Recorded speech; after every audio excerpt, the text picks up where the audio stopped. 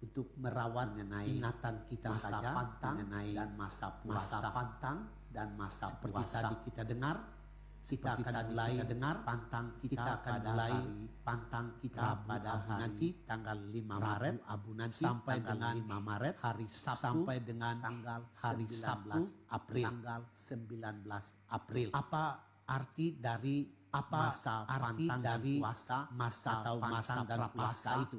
Atau dikatakan masa dalam Prapaskah hukum gereja, dikatakan seperti dalam begini, hukum gereja semua orang semua orang beriman Kristiani menurut cara masing-masing. Jadi tidak ada aturan resmi, tapi harus pantang dan puasa menurut cara masing-masing. Melakukan tobat demi hukum ilahi. Dalam masa tobat ini, gereja mengajak umatnya secara khusus meluangkan waktu untuk berdoa. Itu yang pertama, berdoa. Yang kedua, menjalankan ibadat. Dan yang ketiga, melakukan karya-karya amal kasih. Yang keempat, kita belajar menyangkal diri sendiri dengan melaksanakan kewajiban-kewajiban secara lebih setia. Menyangkal diri berarti kita setia melaksanakan tugas-tugas harian kita. Kita tidak boleh lupa itu tanggung jawab kita, terutama dengan berpuasa dan berpantang. Nah, kita lihat sekarang beberapa ketentuan yang diwajibkan untuk berpuasa menurut hukum gereja adalah semua yang sudah dewasa sampai awal tahun ke-60. Jadi sampai usia 60. Yang disebut dewasa adalah orang yang genap berumur 18 tahun sampai usia 60 tadi. Puasa dalam arti Kristiani kita ini adalah berbeda dengan masa pantang puasa dari saudari-saudara kita yang beragama Muslim. Puasa dalam gereja kita adalah makan kenyang 1 kali sehari.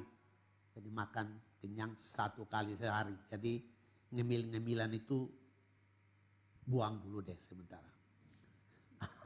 Makan 1 kali kenyang saja. Yang diwajibkan untuk berpantang adalah semua yang berumur 14 tahun ke atas. Jadi yang tadi berpuasa mulai dari 18 sampai 60.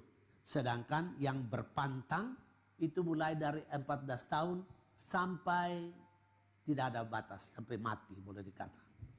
Jadi kita mulai berpantang. Pantang yang dimaksud di sini adalah setiap keluarga atau setiap orang atau setiap kelompok boleh memilih sendiri apa yang dipantang.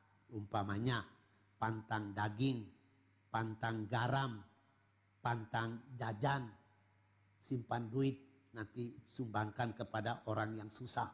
Tadi kita dengar berita warta dari Bapak Kardinal tadi. Banyak orang miskin masih ada di antara kita. Kalau kita simpan-simpan sedikit uang jajan kita atau uang belanja kita, mungkin biasanya kita ke Grand Lucky,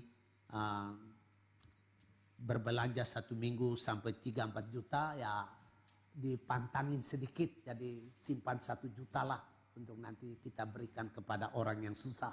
Nah, itu satu contoh-contoh yang konkret dalam rangka mewujudkan pertobatan ekologis. Ini yang sekarang lagi marak-maraknya dibicarakan, bagaimana kita merawat bumi ini menjadi tempat tinggal kita bersama.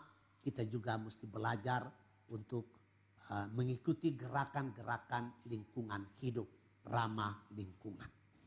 Itu saja yang dinasehatkan kepada kita. Ini setiap tahun itu akan berulang, asal kita ingat kembali saja masa pantang dan puasa adalah masa di mana kita bertobat. Tadi jangan kita terpaku pada kebiasaan-kebiasaan kita yang buruk, tapi kita belajar untuk berubah. Nah, itulah bertobat. Nah, dan kita belajar itu melalui masa pantang dan puasa dengan ketentuan-ketentuan tadi. Mari kita berdiri.